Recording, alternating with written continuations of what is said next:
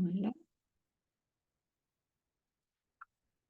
Ok, bah c'est parti alors. Bonjour et bienvenue à tous. Ravi de vous retrouver ce soir pour ce webinaire sur les conseils alimentaires pendant la grossesse. Donc, le but ce soir, c'est que je puisse vous donner des pistes vraiment hyper concrètes. On est dans des choses qui vont être très pratiques, vraiment à utiliser sur le terrain par rapport à cette alimentation pendant la grossesse. Donc, c'est un webinaire ici que je destine aux professionnels de la grossesse, que vous soyez kiné, sage-femme, ostéopathe, déjà dans la nutrie ou non. Le but, c'est en fait un but de diffusion. Donc, je pense que si vous êtes inscrit ce soir, que vous êtes là ou que vous réécoutez en différé, c'est que vous avez compris l'importance de la nutrition pendant la grossesse et que ben voilà, je n'ai pas besoin de vous convaincre sur ce sujet. Mais moi, ce qui me tient à cœur aussi, c'est de pouvoir ouvrir des portes et c'est pas parce qu'on est pas spécialiste en nutrition que c'est un sujet qu'il faut éviter. Au contraire, je pense que on peut en parler de la bonne façon et c'est vrai que c'est pas toujours évident. Donc voilà, c'est une opportunité ce soir. Donc dans le but d'essayer de faire passer les bonnes infos au plus de personnes possible. Tout le monde, enfin toutes les femmes pendant leur grossesse auraient des choses à optimiser en nutrition, mais c'est pas possible pour tout le monde d'avoir une consultation spécialisée en nutrition. C'est peut-être pas absolument nécessaire non plus, mais d'où l'importance de faire le relais aussi avec d'autres professionnels. Et si bah, vous êtes enceinte et professionnelle ou non, évidemment, il y aura des choses aussi qui pourront vous intéresser ici dedans. Alors, donc au programme comment vous dire, je veux dire des pistes hyper concrètes de comment est-ce qu'on aborde le sujet de la nutrition pendant un accompagnement de femmes enceintes. Et puis, on verra aussi quelques pièges qu'on a dans la nutrition. Je les soulignerai pour éviter que ben voilà, vous tombiez dans ces pièges. Alors, j'ai aussi préparé quelques slides, donc je vais partager mon écran. Je vais d'abord aller retrouver mes slides.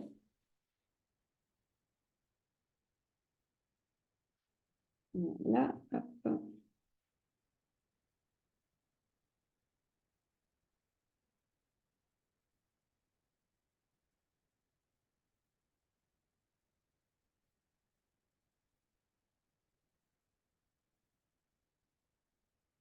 Et voilà, donc juste un petit mot de présentation de moi-même pour ceux qui ne me connaîtraient pas. Donc moi, c'est Véronique Declercq. Je suis nutrithérapeute agréée du CFNA. J'ai aussi une formation en lifestyle medicine à l'université d'Harvard. Et la grossesse, la préconception, ça fait partie de mes spécialités. J'enseigne cette matière au CFNA, donc aux étudiants en nutrithérapie. Je la pratique aussi dans mes consultations. Ça fait plusieurs années que je suis aussi en contact avec divers professionnels de la grossesse pour des projets en commun. En fait, ce sujet de la nutrition pendant la grossesse fait partie de mes premiers coups de cœur. Déjà sur les bancs du CFNA, c'était au module consacré à la grossesse et à la préconception, pardon, que je me suis dit, ça, c'est quelque chose que j'ai envie d'approfondir, de mettre en pratique. Et puis, voilà, ça mène à toutes sortes de choses, dont des interventions comme ce soir. Alors, donc au programme, un peu plus en détail. Donc, comment est-ce qu'on peut aborder les conseils alimentaires dans le cadre de vos spécialités? Donc, j'ai bien conscience aussi que voilà, mon objectif, c'est pas de faire de vous des spécialistes de la nutrition ou d'empiéter sur vos pratiques déjà d'accompagnement que vous faites, mais c'est vraiment de pouvoir intégrer des infos bien choisies, bien concrètes dans vos accompagnements.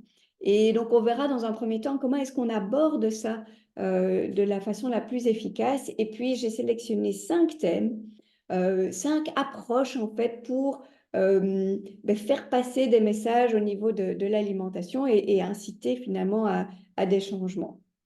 Je vous l'avais dit, donc on verra aussi des pièges à éviter et puis où est-ce qu'on peut aller chercher encore plus d'infos par rapport à ça. Alors, euh, première façon d'aborder les choses, c'est avec voilà, un petit feuillet comme ça. En fait, moi, j'ai choisi deux façons d'aborder les choses. La première, un peu plus détournée, un peu plus passive, si je peux dire comme ça, c'est d'avoir en fait un petit feuillet. Et d'ailleurs, ce que vous voyez là à l'écran, j'en ai fait, enfin, c'est moi qui l'ai créé, j'ai le fichier PDF de ça que je vous donnerai avec l'email qui envoie le replay. Donc c'est tout simplement d'imprimer ça ou d'afficher ça quelque part et de voir justement est-ce qu'il y a une de ces thématiques qui parle à votre cliente, à votre patiente et qui, bah, du coup, pourrait enchaîner là-dessus en disant, oui, tiens, on m'a parlé des polluants, c'est quoi l'impact pendant la grossesse? Qu'est-ce que je peux y faire? Ou voilà la question de la viande. Donc, c'est de voir un petit peu est-ce qu'il y a quelque chose qui provoque une réaction. Euh, l'autre façon que j'ai d'aborder les choses, elle est vraiment beaucoup plus proactive. Euh, oui, elle va vraiment demander une démarche de votre part. Et c'est vraiment de poser une question. Alors, j'ai une question magique que j'utilise énormément en consultation, que ce soit d'ailleurs dans le cadre de la grossesse ou pas. Et qui est cette question peut-être voilà, qui va vous prendre quelques secondes, mais qui en fait va très vite vous donner une idée d'où en est la patiente, où en est la femme dans son alimentation. Donc, c'est tout simplement de demander, ben, si vous deviez me dire en deux mots, ce que vous faites de bien, ce que vous faites de moins bien dans votre alimentation, qu'est-ce que vous diriez? Et le simple fait de demander ça, en fait, vous allez très vite voir par quel angle d'approche vous pourriez aborder l'un ou l'autre sujet dans l'alimentation. Donc, ce petit feuillet, et donc vous y aurez accès, ou cette question magique, ça paraît tout bête, mais c'est vraiment une question que j'aime beaucoup parce que ça fait parler les gens et tout de suite on voit ben, où sont les priorités, est-ce qu'il y a une connaissance, est-ce qu'il y a une bonne base ou est-ce qu'on est encore dans des croyances ou dans des généralités. Donc pour moi, vraiment super intéressant et quelle que soit finalement la thématique de l'approche. Alors, je fais juste une petite pause ici dans le partage d'écran. Je reviens parmi vous. On continuera les slides après, mais peut-être juste déjà pour voir est-ce que c'est finalement votre rôle d'aborder la nutrition pendant vos consultations? Alors pour moi, la réponse à cette question, c'est un oui très très clair.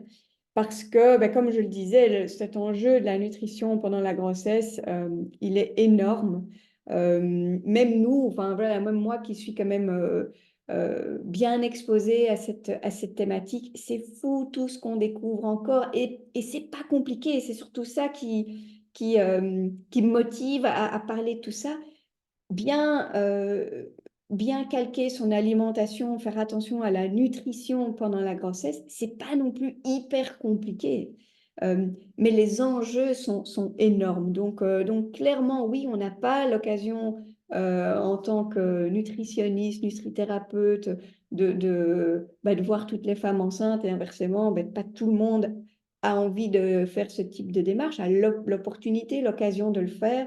Donc oui, clairement, on a besoin de relais. Et puis, c'est aussi pour une question de ne pas rester cloisonné dans nos spécialités.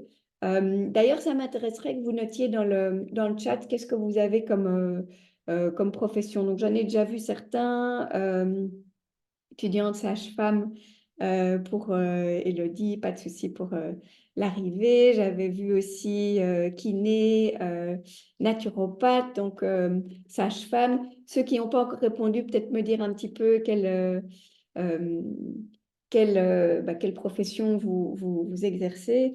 Et donc, oui, en effet, un grand oui. pour pas rester cloisonné dans les spécialités, ouvrir des portes, tout ça est vraiment dans l'intérêt de votre patiente ou de votre cliente. Et puis aussi, quelque part, pour pouvoir répondre aux demandes des femmes. Alors, la bonne nouvelle, je pense, en nutrition, c'est qu'on en parle quand même de plus en plus. C'est une bonne chose. Ça veut dire aussi que ben, les gens commencent à être un peu plus informés. Il y a des femmes qui vont se renseigner sur toute la grossesse. Il y a quand même aussi cette prise de conscience il y a un enjeu qui est ben, pas banal. Et donc, vous êtes peut-être aussi confronté à des questions. Ben, le but, c'est aussi de pouvoir y répondre de la bonne façon et surtout pas rester dans des généralités. On le reverra avec les pièges. C'est vraiment voilà, le truc qui est dommage, c'est de rester dans des machins super généraux, alors que bah, c'est souvent tout à fait incomplet et même parfois, comme on dit, misleading, donc ça nous oriente enfin, voilà, sur des mauvaises pistes. Donc oui, et pour moi, il y a une différence entre être informé de certaines choses et être formé à certaines choses. Et pour transmettre les infos, y compris en nutrition, de la bonne façon, je pense qu'il faut quand même être plus ou moins formé, ou en tout cas ici, bien avoir quelque chose qui est vraiment bien orienté. Donc, c'est mon but ce soir. Alors, pour aller maintenant un petit peu plus dans le contenu, donc je reprends mes slides. Merci pour vos commentaires. Donc, je vois bien aussi super varié ce soir. On a médecin, nutrithérapeute, logopède, pharmacienne, sage-femme, plein de choses. Donc, massage prénatal, postnatal, super, tout ça vraiment. Ben voilà, quand je dis ne pas rester cloisonné dans nos spécialités, ben c'est vraiment super de lire tout ça. Donc, super contente que vous ayez répondu présent à cette invitation. Alors, on reprend au niveau du contenu. Donc, je vous ai parlé de mes deux façons d'aborder cette thématique, donc un petit peu plus passive avec le petit feuillet que vous pouvez imprimer, donc je vous le donnerai, ou alors avec cette question, ma question magique de qu'est-ce que vous faites de bien ou de moins bien dans votre alimentation. Alors, par la suite, donc, j'ai sélectionné 5 thèmes, 5 petites capsules, j'ai envie de dire, qui vont vous permettre d'aborder l'une ou l'autre facette de l'alimentation. Il ne s'agit pas ici de passer 1 heure à les raconter plein de choses. Il s'agit vraiment d'ouvrir des portes, de tendre des perches pour aller optimiser ce qui a le plus enfin, ce qui pourrait avoir le plus d'impact bénéfique pour la femme. Donc ici, c'est vraiment l'idée d'aller chercher des facettes spécifiques. Et j'en ai choisi 5. Alors évidemment, il y en a beaucoup plus, mais il fallait bien choisir. Et c'est des questions qui reviennent quand même souvent. Donc, je commence avec, enfin, l'ordre n'a pas d'importance, je les ai juste mises comme ça. Donc, la question en fait des quantités, quand on dit manger pour deux, ben, qu'est-ce qui change réellement dans les besoins? Autre approche aussi, c'est de voir ce côté justement, quelle est la place de la viande par rapport à la tendance végétarienne, l'importance de la glycémie. On parle beaucoup de cette thèse de dépistage de diabète de grossesse, mais donc ça fait parler de la glycémie. Profitons-en pour aller un petit peu plus loin que juste dans ce côté, il faut que je décèle s'il y a ou non un diabète de grossesse. La thématique des polluants, des toxines, également une très bonne porte d'entrée en fait pour aborder certaines choses, et puis pour certaines c'est peut-être plutôt aussi un questionnement ou un enjeu au niveau de la prise de poids. Alors on va rentrer dans le détail de ces thématiques, et donc d'abord le fait de manger pour deux. On entend encore cette petite phrase. Alors souvent on la corrige, c'est vrai, il ne faut pas manger pour deux, mais 2 fois mieux. Enfin voilà, il y a plein de variations par rapport à ça. Alors moi, j'ai juste pris ça pour pour me permettre de vous parler justement de la différence des besoins pendant la grossesse. Alors premièrement, au niveau des quantités. Oui, il y a une légère augmentation des besoins caloriques, donc une augmentation de la quantité pendant la grossesse, mais elle est finalement assez faible. Donc, ce n'est pas un truc qui est hyper marquant. Ça va commencer au niveau du deuxième trimestre. Premier trimestre, on n'a quasi rien. Deuxième trimestre, ça commence gentiment, mais les premières variations, c'est de l'ordre de 100, 150 calories, un petit peu plus en fin de grossesse, mais finalement, 100, 150 calories, c'est un truc qui est quasi imperceptible. Donc, vous entendez une remarque du genre, ah ben oui, là, je suis enceinte, j'ai super faim, je sens que voilà, j'ai besoin de beaucoup plus. Et c'est probablement dû à autre chose. Ça peut être soit que c'est une grignoteuse et qui a une glycémie en dents de scie qui lui fait finalement qui déclenche des faims, j'ai envie de dire, artificielles chaque fois qu'on est en hypoglycémie. C'est peut-être aussi une fatigue qui s'installe. Quand la fatigue est installée, les hormones de faim et de satiété sont complètement déréglées, dans le sens de c'est l'hormone de faim qui prend le dessus et l'hormone de satiété, elle est complètement écrasée. Donc, on a plus faim, mais sans que ça soit le reflet d'un vrai besoin. Donc, parfois, c'est juste de l'information en disant, OK, on continue à bien manger. C'est normal en fin de grossesse de manger quand même un petit peu plus, mais ce n'est pas non plus des quantités qui deviennent, qui doublent ou qui sont beaucoup plus importantes par rapport à en dehors de la grossesse. Mais il y a quand même une chose qui est vraiment importante, enfin, qui est vraiment différente dans la grossesse. Dans cette évolution des besoins, il y a une place plus importante des protéines qu'en dehors de la grossesse. Alors, pourquoi les protéines? En fait, c'est assez logique puisque ben, on est en train de fabriquer un bébé, on est en train de multiplier des cellules à un rythme absolument génial. Eh bien, les protéines, c'est vraiment ces petits blocs de construction de toutes les cellules. Donc, assez logique qu'on ait ce besoin augmenté en protéines. Et par rapport aux autres catégories d'aliments et surtout par rapport à en dehors de la grossesse, c'est cette catégorie-là qui change le plus, en fait, pendant la grossesse. Alors, j'ai aussi mis, on reparlera des protéines justement dans un autre, sur l'autre petit sujet, protéines qu'on peut trouver à la fois dans les protéines animales, dans les protéines végétales. Et donc, il y a vraiment une importance, une attention particulière à accorder à ces protéines. J'ai aussi mis le petit mais oui, fais-toi plaisir pendant ta grossesse.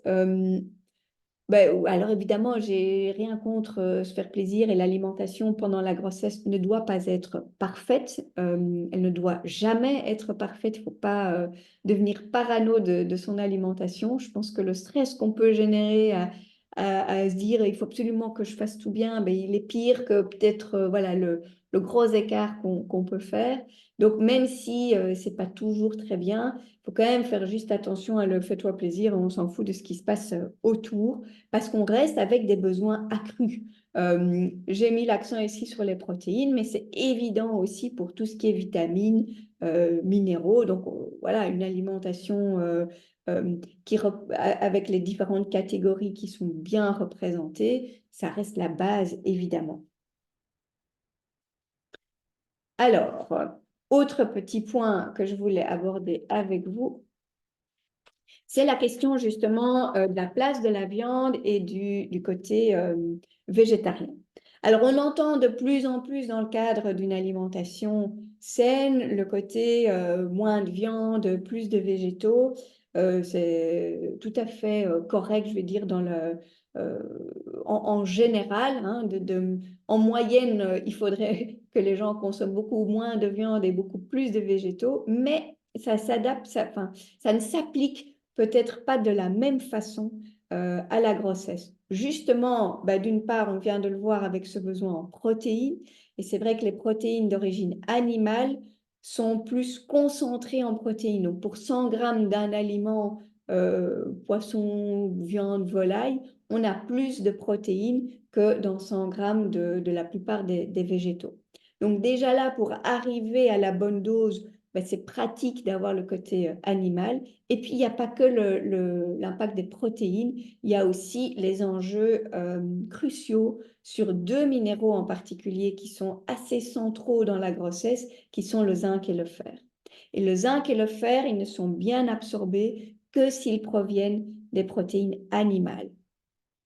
Donc, une femme qui a envie de devenir végétarienne et qui vous en parle pendant sa grossesse, moi, mon conseil, c'est de dire, c'est potentiellement une bonne idée, mais peut-être pas maintenant pendant la grossesse. Donc, s'il y a des protéines d'origine animale, que ce soit de la viande, de la volaille, du poisson, des œufs, des produits laitiers, etc., il y a un intérêt parce que on a le besoin en protéines, on a le besoin en zinc, en fer, qu'on absorbe beaucoup mieux. Alors, on laisse de préférence des protéines animales. Alors, il y a moyen d'avoir des grossesses végétariennes, ça peut bien se passer aussi, mais ça sort, voilà, du coup, ça demande quand même un accompagnement vraiment, vraiment spécifique. Dans des conseils que vous pourriez donner, c'est de maintenir des protéines animales, tout en gardant, alors j'insiste tellement sur ces protéines animales que j'en oublierais presque de dire, mais les légumes restent super importants. Donc, on reste sur des assiettes complètes qui sont composées de, on va dire, moitié légumes, un quart protéines, un quart féculents ou des variations autour de ce petit standard qu'on entend le plus souvent. Donc oui, les légumes restent importants. Et je reviens quand même sur la viande parce que elles peuvent apporter des choses intéressantes, protéines, zinc, fer, mais elles peuvent aussi apporter des choses qu'on aime moins, tout le côté inflammatoire ou trop de graisse saturée, des choses comme ça. Donc, on va quand même accorder une attention toute particulière à la qualité des viandes ou des volailles.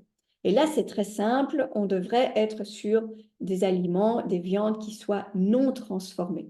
Ça veut dire quoi? Ça veut dire que je préfère un filet, un steak, une escalope de veau, un filet de dinde, un filet de porc que des nuggets, des boulettes, des saucisses, un cordon bleu, une escalope panée. Donc vraiment être sûr des viandes ou des pièces, on va dire viande volaille non transformée, donc quelque chose qui est découpé tel quel sans être encore transformé, manipulé par la suite.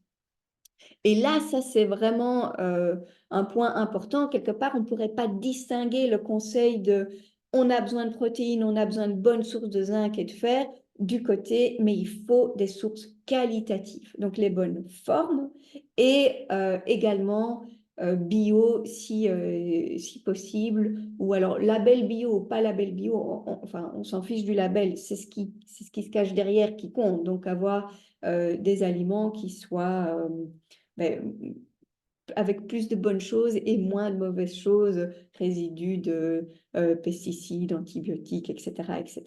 Donc plutôt, on va dire, le bio dans la philosophie du bio. Alors, je vois la question de protéines animales une ou deux fois par jour. En fait, peu importe, ça peut être 3 fois par jour, c'est juste qu'il faut la quantité totale sur la journée. Alors, si on veut vraiment rentrer dans les calculs de qu'est-ce qu'on a besoin exactement, c'est un peu des calculs d'apothicaire. Donc, on va dire en dehors de la grossesse, les besoins en protéines, c'est entre 0,8 et 1 gramme de protéines par kilo de poids. Pendant la grossesse et au fil de l'évolution de la grossesse, ça va monter à 1 gramme minimum, voire même 1,2, 1,4 et parfois même un peu plus. Alors, si on veut calculer, il faut ramener ça à chaque type de protéines et c'est vraiment des calculs, vraiment des calculs d'apothicaire. Ici, c'est déjà le simple fait d'accorder une attention spécifique à ça et de se dire qu'on est au moins une fois par jour une protéine animale et si ce n'est pas le cas, vraiment d'aller chercher beaucoup d'autres protéines végétales. Donc là, on a besoin de beaucoup de différentes sortes. Donc voilà, alors si je reprends, parce que je vous avais promis que ça serait précis et concret, donc ici, c'est quoi le message? C'est de dire, ben, on garde de préférence des protéines animales, donc on n'est pas dans cette logique de vouloir réduire absolument pour les besoins en protéines, en zinc et en fer, mais on choisit la qualité, donc viande non transformée et bio de préférence. Alors, point suivant, l'importance de la glycémie. Donc, dans tout suivi de grossesse, il y a un moment donné ou un autre, on va faire ce point pour déceler un éventuel diabète gestationnel. Donc, ça, c'est pour voilà, pouvoir prendre en charge de façon spécifique une telle situation. Mais en fait, on peut aussi en profiter pour parler de cette glycémie et qu'est-ce qu'on recherche en fait avec ce suivi de la glycémie. Pourquoi est-ce que c'est si important? En fait, ce qu'on recherche, quand je dis l'importance de la glycémie, ce serait l'importance de la stabilité ou de l'équilibre de la glycémie. Parce que c'est tout à fait le reflet de l'énergie disponible. Donc, à la fois l'énergie pour ben voilà, de la maman et comment elle va se sentir, mais aussi cette énergie disponible au niveau des cellules et donc au niveau de la fabrication du bébé aussi. Euh, une, une, une glycémie en dents de scie parce que une alimentation déséquilibrée avec beaucoup de grignotage entre les repas ou des repas déséquilibrés. On pense souvent au sucre, mais je vous rappelle que un sandwich baguette, genre l'équivalent d'une demi-baguette, ça fait la même chose sur la glycémie qu'une vingtaine de morceaux de sucre. Donc, il n'y a pas que les aliments sucrés à garder en ligne de mire quand on pense à la glycémie. Et ça, souvent, c'est pas encore intégré auprès des femmes. Donc, on va leur dire, attention, pour ta glycémie, tu fais attention au sucre. Mais il y a quand même aussi tout ce qui est ces glucides rapides qui n'ont pas le goût du sucré, qui vont plutôt être ben, le pain, les pâtes et tout ce qui est très, très raffiné. Et donc, des femmes qui seraient soit en grignotage, soit avec ce type de repas-là, eh vont avoir une glycémie en dents de scie. Une glycémie en dents de scie, c'est vraiment le rendez-vous pour des coups de pompe, la fatigue. C'est des journées qui sont plus compliquées, déjà rien que dans le ressenti, mais aussi pour le bébé. Parce que autant on a le placenta qui va se mettre en place ben, au fil des semaines, au fil des mois, et qui va être cette espèce de garde-manger pour le bébé, surtout au niveau des nutriments, vitamines, minéraux. Mais les variations de la glycémie, il n'y a pas de zone tampon pour ça. Donc les variations de glycémie de la maman se répercutent sur la glycémie du bébé. Et qu'est-ce que ça implique? Ben, si on a beaucoup d'hyperglycémie avec ben, une alimentation plus sucrée ou trop riche en féculents rapides, on va dire, ben, c'est beaucoup d'hyperglycémie. C'est un facteur de surpoids, tant pour la maman, mais aussi pour le bébé. Et qui dit bébé plus gros ou trop gros dit aussi plus de risques à l'accouchement, mais même au-delà, c'est aussi des bébés qui, enfants et même plus tard adultes, seront plus sujets au surpoids. Donc ça, c'est on va dire un extrême, c'est trop d'hyperglycémie, mais on peut aussi avoir trop d'hypoglycémie. En sautant des repas ou en ayant, justement, ce n'est pas le moment de faire des régimes hypocalories, on va se retrouver justement avec des hypoglycémies. Une hypoglycémie, c'est un déficit d'énergie temporaire, mais un déficit d'énergie quand même. Et si ben, c'est répétitif et il y a certaines fenêtres de développement en cours de grossesse qui sont relativement courtes, mais ça peut avoir un impact carrément sur le développement du bébé. Donc, il y a vraiment un intérêt à essayer de stabiliser cette glycémie et c'est un bon point d'entrée en fait sur cette thématique, de dire sans rentrer dans les détails, hein, ça peut déjà être tout simplement dire bah, éviter de sauter des repas et essayer d'avoir à chaque repas une assiette bien équilibrée avec bah, toutes les catégories différentes, les légumes, les protéines, animales ou végétales et les féculents. Je vois la question, est-ce que la chronobiologie est la même pendant la grossesse? avec plus un besoin de dopamine, noradrénaline en début de journée, sérotonine, mélatonine en fin de journée. Oui, donc ça reste pareil. Et donc, est-ce qu'on est sur le même schéma de plutôt les protéines en début, milieu de journée? Oui, même si on va quand même mettre encore en priorité le fait de bien couvrir les besoins sur la journée. Et si ça veut dire qu'on doit remettre encore des protéines le soir, ben on le fait quand même. Mais on sait qu'un repas plus lourd ou très riche en protéines animales le soir peut avoir un impact aussi sur la qualité du sommeil. Donc là, faut mettre différentes choses en balance. Alors, point suivant, on pourrait aborder... Non, là, je vais dans le mauvais sens. Voilà. La question des toxines et des polluants.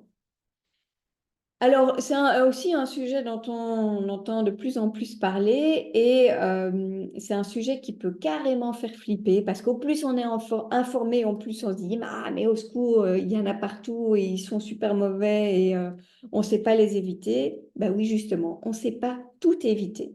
Donc, c'est un peu comme dans l'alimentation, la perfection, ça n'existe pas. À un moment donné, on peut agir sur certaines choses. Mais si c'est pour se prendre la tête et être super stressé sur plein de choses, ben c'est le stress qui peut encore faire plus de dégâts aussi. Donc, c'est un vrai problème, les toxines, les polluants pendant la grossesse, mais ce n'est pas pour autant qu'on va aller faire peur voilà, à toutes les femmes qu'on accompagne par rapport à cette problématique. Est-ce que c'est une bonne façon d'aborder certaines choses? Oui, absolument. Parce que justement, au niveau de l'alimentation, on est face à une des sources les plus importantes de perturbateurs endocriniens qui sont particulièrement néfastes pendant la grossesse au niveau des plastiques. Donc, un petit conseil hyper rapide, mais avec un enjeu absolument génial par ailleurs, c'est vraiment dire on évite le contact du plastique avec les aliments, en particulier les aliments gras et ceux qu'on chauffe. Donc, on ne réchauffe jamais dans du plastique et tout ce qui est gras, on va stocker dans autre chose, de l'inox, un bol en céramique ou dans du verre, oui, mais là, on évite le plastique. Et ça peut déjà aussi être une démarche pour plus tard, c'est de dire, ben voilà, avec l'allaitement, avec la diversification pour le bébé plus tard, ben, les indications seront les mêmes, pas de plastique. Donc, c'est le moment de faire un grand tri dans le placard, de jeter tout ce qui est Tupperware en plastique et de remplacer par de l'inox ou par du verre. Et la grossesse, c'est vraiment le bon moment pour le faire. L'enjeu au niveau de ces perturbateurs endocriniens est important et c'est un truc qui n'est pas très difficile à faire. Vous voyez dans le message, il suffit de dire vous ne réchauffez pas, vous ne stockez pas dans du plastique, vous achetez tout votre Tupperware en verre et on a déjà fait un immense pas dans la bonne direction.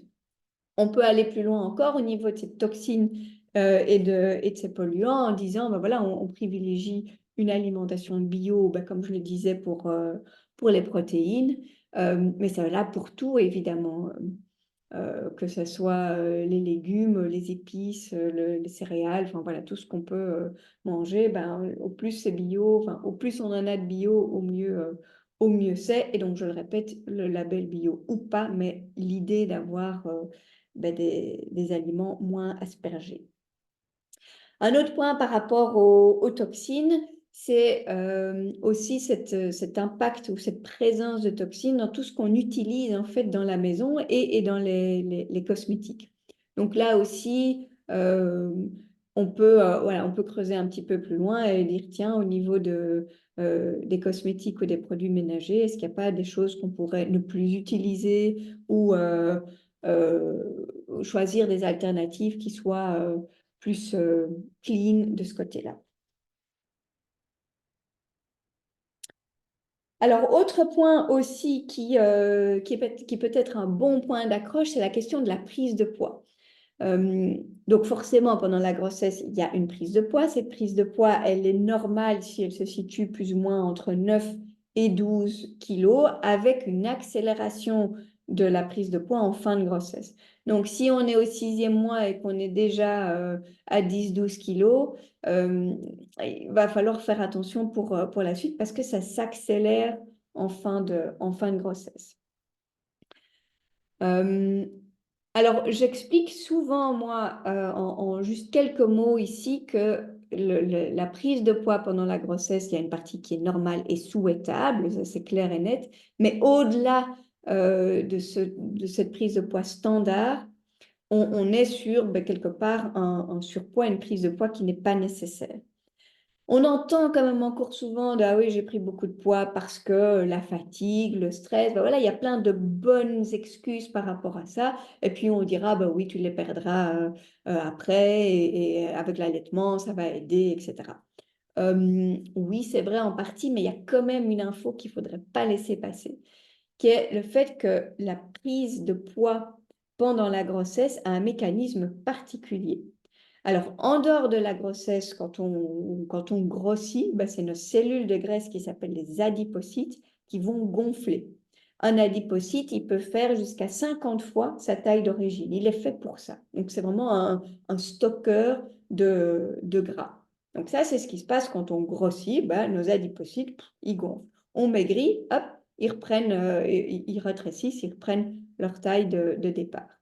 Mais pendant la croissance, donc les enfants, les adolescents en pic de croissance, et pendant la grossesse, les adipocytes, ils vont grossir, mais ils vont aussi se multiplier. Et donc, on a un double mécanisme de prise de poids qui fait que même si on perd le poids après, on reste avec ces adipocytes en quantité supérieure qu'avant. Donc, ce n'est pas qu'à l'accouchement, tout à coup, ils s'en vont. Donc, tous ceux qui ont été multipliés, ils restent. Ce qui veut dire que c'est un petit peu plus difficile de perdre ces kilos d'une part et qu'on va garder une plus grande propension à prendre du poids aussi par la suite. Donc, il y a quand même un avant et un après grossesse par rapport à la prise de poids.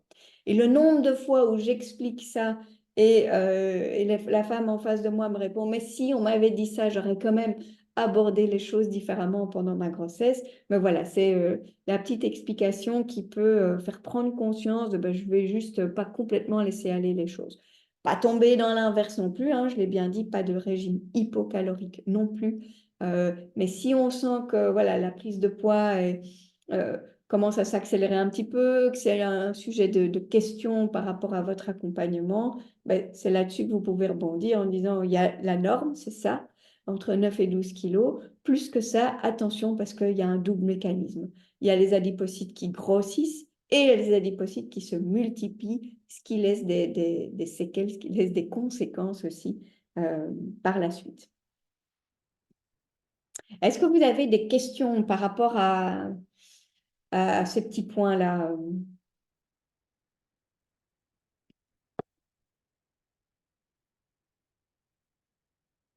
Donc, n'hésitez pas dans le chat, je regarderai de temps en temps aussi. Alors, pour la suite, donc je vous avais dit aussi que j'allais vous parler des pièges et des raccourcis. En fait, il y a dans les pièges, pour moi, il y a des petites formules un peu générales comme ça, qui dit ben, il faut manger de tout, manger varié, manger équilibré. C'est vrai, mais c'est pas un mauvais conseil en tant que tel, mais c'est pas c'est pas des choses qui sont vraiment impactantes. Je pense que, il y a peu de femmes qui vont vraiment se sentir concernées, qui vont prendre ça pour elles quand elles dire, bah oui, il faut manger équilibré. Justement, c'est mon but avec ces 5 autres points d'accroche, c'est d'avoir quelque chose. La femme peut se dire, ah ben oui, moi justement, euh, on m'a parlé de ma glycémie, je dois faire le test bientôt, ou on veut devenir végétarien, qu'est-ce qu'il en est? Donc, arriver avec des choses qui sont beaucoup plus claires et impactantes. L'impact pour moi, c'est pas qu'on ait tout dit. Et surtout, ben voilà, si vous avez plein d'autres choses à aborder dans vos consultations, euh, l'idée, c'est pas d'y passer des heures, mais c'est déjà de pouvoir donner une info concrète qui va améliorer la situation. Et si c'est le fait justement ben de rester dans des connaissances, hein, tout le monde le sait qu'il faut manger équilibré. La question n'est pas là. C'est juste que ben, c'est pas parce qu'on le sait qu'on arrive à le mettre en pratique. Donc, ces généralités, c'est pas assez parlant, ça ne pousse pas à l'action. En tout cas, de mon point de vue, la femme, elle se sent pas nécessairement concernée. Au pire, ça peut peut-être lui faire croire qu'en fait, elle est dans le bon. On dit, ben oui, moi, je mange vraiment très varié, c'est très équilibré, mais on passe peut-être à côté d'un déficit en protéines ou d'un déficit en fer qu'on n'arrive pas bien à remonter. Et ça, on peut l'avoir tout en mangeant équilibré et de tout et varié. Donc, ça peut quand même finalement induire en erreur en disant, ben, si je fais bien et je passe quand même à côté de quelque chose. Pareil pour le côté limiter les sucres. C'est pas que c'est faux, mais c'est beaucoup trop vague. Limiter les sucres, mais manger un sandwich tous les midis, bah, c'est pas terrible pour la glycémie. Euh, ou le fait de dire ne pas sauter de repas, oui, euh, c'est un bon conseil, mais c'est un peu court aussi. Donc pour moi, les pièges, c'est soit ces généralités, et on en entend quand même encore beaucoup, hein, le nombre de fois où c'est oui, mais enfin, si tu manges, si on mange équilibré, varié, on a tout ce qu'il faut. C'est pas tout à fait vrai pendant la grossesse. Enfin, même en dehors de la grossesse, mais en particulier pendant la grossesse avec des besoins différents. Euh, ces généralités, donc, qui sont, j'ai envie de dire, qui n'incitent pas à l'action, vous n'avez aucune valeur ajoutée à dire ça. Euh, mais par contre, aller trouver des sujets qui vont faire que la femme se sente concernée, quelque chose qui va l'inciter à l'action, même si c'est sur quelque chose qui est relativement restreint. Euh, Donc oui, par rapport à ces pièges aussi, tous voilà, ces petits raccourcis, ou bien que euh, on pense bien faire, ou on croit savoir ce qu'il faut faire, et même au niveau des professionnels, on croit savoir, mais c'est ce que je disais, il y a une différence entre être informé de certaines choses et vraiment être former et pouvoir faire passer l'info de façon pertinente et impactante. Alors, je regarde dans mes notes aussi si j'ai dit ce que je voulais dire, aussi encore des choses que je pouvais rajouter par rapport à ça. Ici aussi, ok. Alors,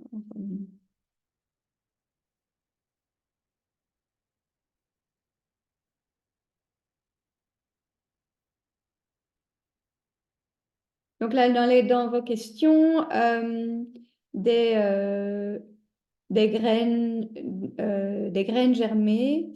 Euh, donc, les effets des oestrogènes-like, alors que ça vaut pour le soja aussi, euh, n'est pas problématique parce qu'on reste en fait sur des toutes petites quantités. Par contre, le côté des graines germées, micro-pousses, etc., là, il y a quand même la notion de la toxoplasmose où il faut faire attention. Donc, le côté de très bien les rincer. Parfois, on dit passer à la vapeur, mais bon, ça élimine un certain nombre de choses aussi. Donc, pour moi, la précaution serait plutôt de ce côté-là. L'autre question concernant la multiplication des adipocytes, est-ce que les massages drainants amincissants ont une action là-dessus après la naissance?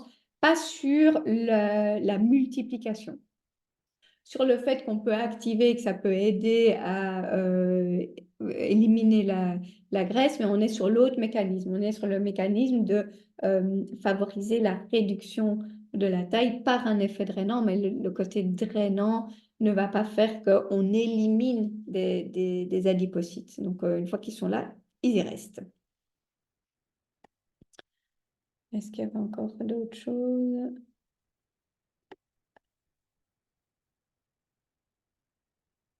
Euh,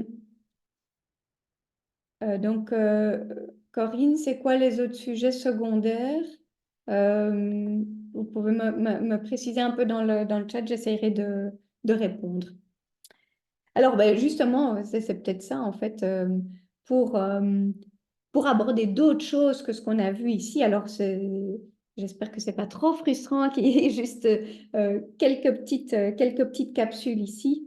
Mais mon but, c'est vraiment ça, c'est de vous permettre de, avec quelques petites choses, déjà avoir un impact important. Et franchement, si on arrive, ne fût-ce que d'aborder un de ces 5 sujets et que ça se traduise par quelque chose de concret par la suite, c'est déjà, ouais, c'est déjà super et on avance déjà. Il y a déjà un grand progrès par rapport à ce qu'on peut faire en nutrition. Alors, si on veut aller plus loin, justement, pour aborder plein d'autres choses, euh, c'est quelque chose que moi, j'aborde souvent aussi. J'ai euh, une formation là-dessus. Alors, il y a plusieurs pistes. Déjà, il y a les modules de nutrithérapie au sujet de la femme qui comprend tout ce qui est grossesse, préconception, qui est un peu plus théorique, hein. Donc là, on est vraiment dans l'étude de la biochimie, on va chercher justement dans les études qu'est-ce qui a été, qu'est-ce qui a été recherché, prouvé, etc. Donc on est plutôt sur ce côté un peu plus théorique et on va très loin là-dedans. Alors moi, je trouve ça passionnant, j'adore ça.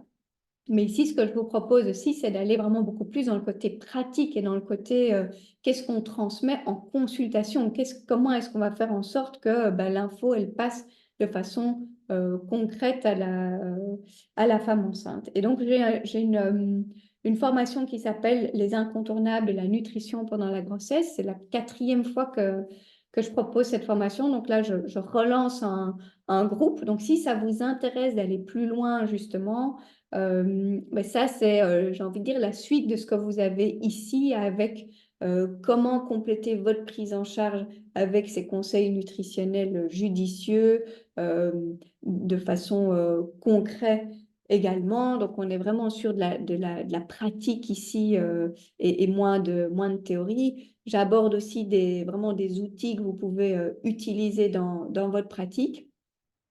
Euh, le but, voilà, je vous ai mis ici ce qu'on a comme dans le contenu de cette formation, qui est une formation en ligne avec des modules vidéo. Il y a un syllabus, des notes de cours. Donc moi, j'aime bien quand c'est bien organisé, bien structuré. Donc j'ai mis ça pour vous aussi. Et qu'est-ce qu'on aborde là-dedans? Déjà, il y a cette base des mécanismes clés pendant la grossesse et puis les différentes étapes. Donc, ça évolue au niveau du déroulé de la grossesse. Et de là, de là découlent en fait toutes ces recommandations pratiques. C'est des recommandations alimentaires adaptées à ça. C'est des choses concrètes, ciblées. Je suis vraiment dans le côté qu'est-ce qu'on peut avoir comme impact. Euh, et puis, il y a aussi tout un gros module sur tout ce qui est désagrément de la grossesse, complications. Et là, qu'est-ce qu'on peut apporter comme solution naturelle? De nouveau, quelles sont les portes que vous pouvez ouvrir? Quelles sont les pistes que vous pouvez donner? Donc, vous allez avoir énormément de clés là-dedans et de choses que vous allez pouvoir transmettre. Le but, c'est pas non plus de faire de chacun de vous des spécialistes de la nutrition pendant la grossesse et de consacrer tous vos accompagnements à ça, mais c'est vraiment de pouvoir aussi être ce relais par rapport à des infos impactantes et si besoin, voilà, ouvrir des portes ou référer à quelqu'un d'autre. On aborde aussi dans cette formation les compléments alimentaires. Pendant la grossesse, c'est quand même un gros chapitre et on voit encore vraiment de tout et n'importe quoi par rapport à ça. Donc, avoir un guide ou ne fût-ce que des lignes directrices où vous pouvez orienter vos clientes ou vos patientes, c'est quand même intéressant. J'ai fait un calendrier justement de ces compléments alimentaires. Qu'est-ce qui est incontournable? Qu'est-ce qui est interdit? Quels sont les points d'attention? Et puis, rien de tel aussi qu'un peu de pratique. Donc, on partage des cas pratiques, des exemples bien concrets. Et pour faire en sorte que cette formation, elle vous soit la plus utile et la plus, j'ai envie de dire, prête à l'emploi possible par rapport à tout ça. Donc, je vous le disais, c'est des capsules vidéo, mais il y a aussi des sessions en live. Donc, il y a une session de lancement, vous avez l'occasion de poser vos questions. Il y a Euh, je passe au suivant aussi. Donc, il y a les notes de cours, les sessions en groupe ou des sessions individuelles. Et puis, il y a aussi plein de bonus pour cette relance ici de la formation. Donc, je rouvre tout juste les inscriptions maintenant et on commence la semaine prochaine avec un nouveau groupe. Alors, les modules, ils sont en ligne sur une plateforme dédiée. Vous pouvez les regarder quand vous voulez. Les sessions en live ou en one-to-one, mais là, forcément, ça sera sur rendez-vous. En live, c'est enregistré aussi. Donc, vous avez accès à tout et vous gardez accès à tout tout le temps. Et puis, je disais, il y a plein de bonus aussi. Donc, j'ai une session en one-to-one avec moi si vous avez envie d'approfondir un sujet ou pour poser vos questions. J'ai également réalisé un e-book avec des menus types pour vraiment orienter la femme dans son alimentation concrètement avec des recettes de qu'est-ce que je mange le matin, le midi, le soir. Et donc, ça, c'est pour vous à diffuser à vos clientes, à vos patientes. Et j'ai également ajouté en bonus la formation préconception que je vous offre également. Donc en tout, ça fait plus de 350 euros de bonus offerts. Et alors la formation en tant que telle, elle coûte 295. Donc pour le tout, la formation, les 5 heures de module vidéo, vos notes de cours et tous les bonus. Et je rajoute encore à ça aussi un petit extra pour les premiers inscrits jusque vendredi soir. Donc, c'est encore une réduction supplémentaire et vous avez la formation pour 225 euros. Donc, je vous le disais, c'est une formation que j'ai déjà donnée dans le passé. Alors, je vais vous mettre le lien si vous voulez tous les détails de cette euh, de cette formation. Je vais essayer de sortir d'ici. Hop. Je vais d'abord devoir arrêter le partage écran parce que sinon je ne retrouve pas où je suis dans mes feuilles. Hop. Alors, je vous mets ça dans le lien. Enfin, je vous mets le lien dans le chat. Hop. Voilà, donc pour ceux qui veulent plus de détails, tout est expliqué dans ce lien-là. Et alors, ce que moi, je voulais aussi encore vous montrer, je reprends mes slides. Hop.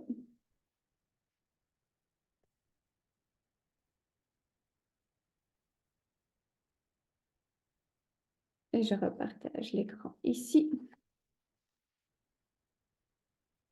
Donc voilà, ce que je vous disais, tant que la page arrive, donc c'est une formation que j'ai déjà donnée à plusieurs reprises. On a déjà eu plusieurs groupes et je voulais simplement vous montrer ici quelques témoignages parce que moi j'ai beau vous raconter, et peut-être qu'il y en a qui me connaissent, qui connaissent mon style, mais je trouve que c'est toujours plus parlant quand ça vient des participants. Donc quelques témoignages ici qui disaient voilà, une formation super utile, on repart avec des outils pour notre pratique, on comprend les mécanismes, on peut faire des liens entre certaines habitudes et des soucis pendant la grossesse.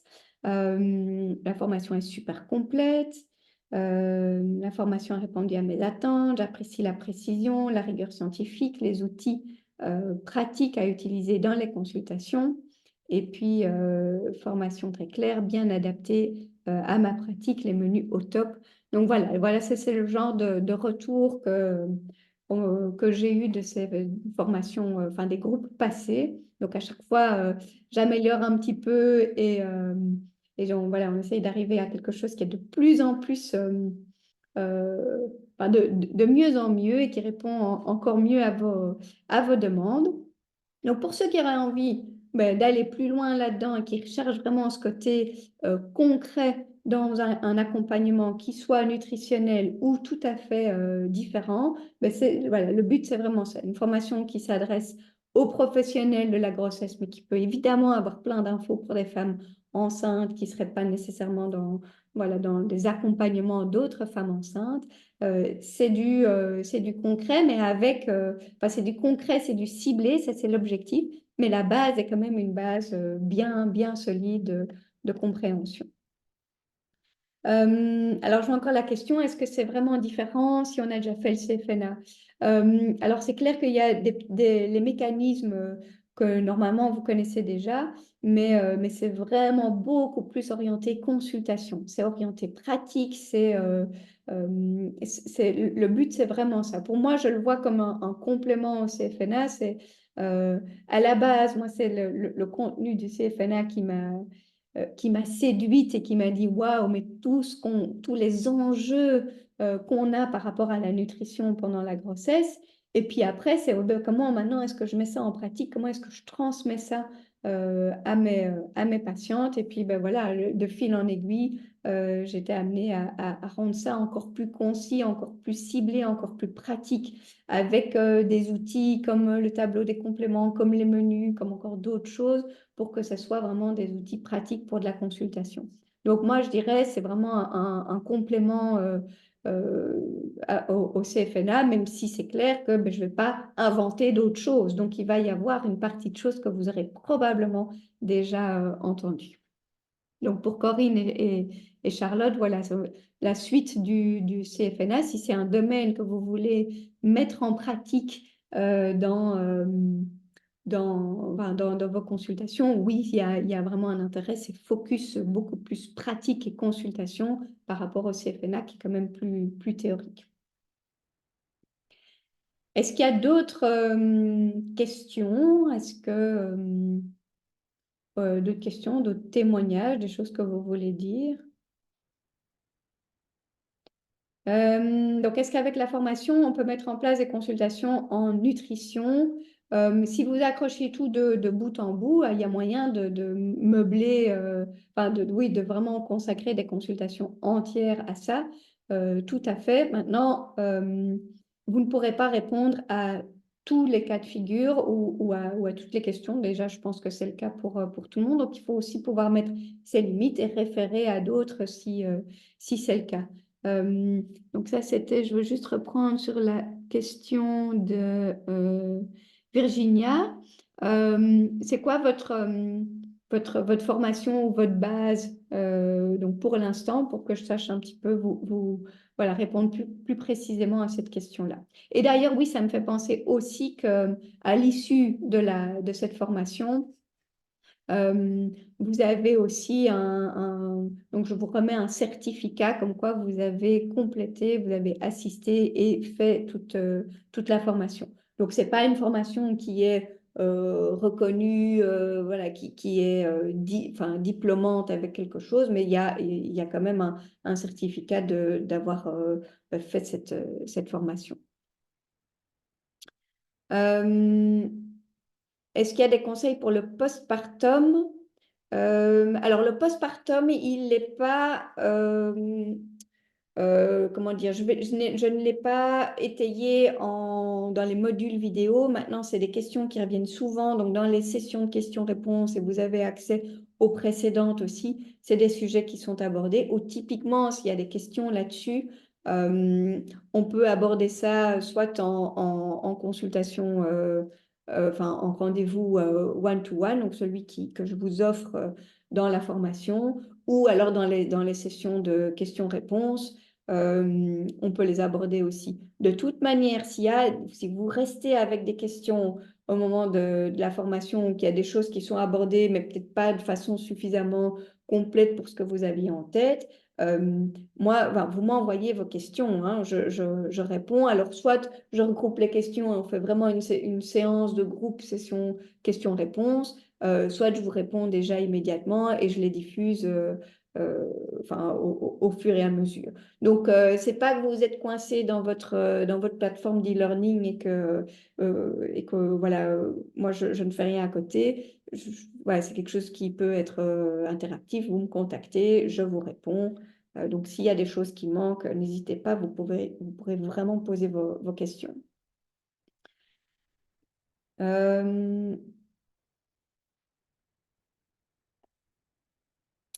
les choses moins importantes à savoir pour la grossesse. Qu'est-ce qui est moins important à savoir pour la grossesse? C'est difficile hein, comme question, franchement, surtout pour une passionnée de nutri comme moi. Qu'est-ce qu'il faut mettre au deuxième plan? Euh, ben, pour ça, j'ai envie de dire, ça va aussi dépendre. Alors, j'aime pas hein, répondre, ça dépend, mais c'est vrai que pour certaines femmes, l'enjeu sera justement de remonter absolument un déficit en fer. Pour d'autres, cette question des protéines et de la viande est peut-être complètement secondaire et qu'il faudrait beaucoup mieux insister sur la stabilité de la glycémie, par exemple. Donc, c'est pour ça aussi que j'aime bien ces petites capsules et par exemple, la question magique, parce que ça va vous permettre de voir justement qu'est-ce qui est prioritaire pour la femme que vous avez en face de vous et qu'est-ce qui est peut-être que juste un détail. Et Sarah, par rapport aux dates, oui, c'est vrai, je n'ai pas inscrit les dates, désolée. Donc, les inscriptions pour la formation ici, donc elle démarre maintenant.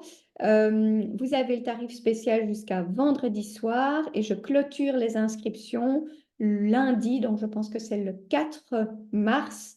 Vers 19 heures, tout simplement parce qu'on a la session de lancement à 20 heures le 4 mars, donc je clôture une heure avant, plus ou moins. Donc, clôture des inscriptions lundi prochain.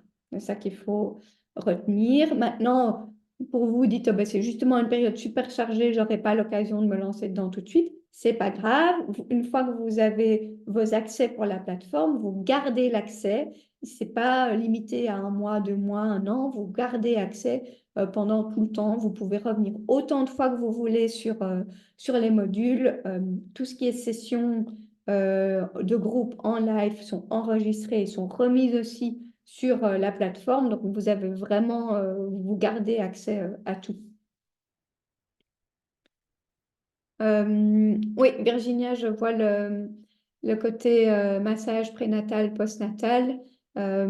C'est clair que tout ça, ça va venir compléter votre approche et oui, tout à fait. Je pense que c'est un moyen privilégié de aussi toucher ces informations-là. Donc, par rapport à la nutrition, oui, vous serez en mesure de donner des conseils qui sont fondés sur des bonnes bases et justement pas ces généralités. Donc, pas de problème par rapport à ça. Et est-ce qu'on peut télécharger les documents, les recettes? Oui, tout à fait. Donc, les recettes, c'est des PDF, un e-book à télécharger. Vous pouvez imprimer, envoyer à vos patients.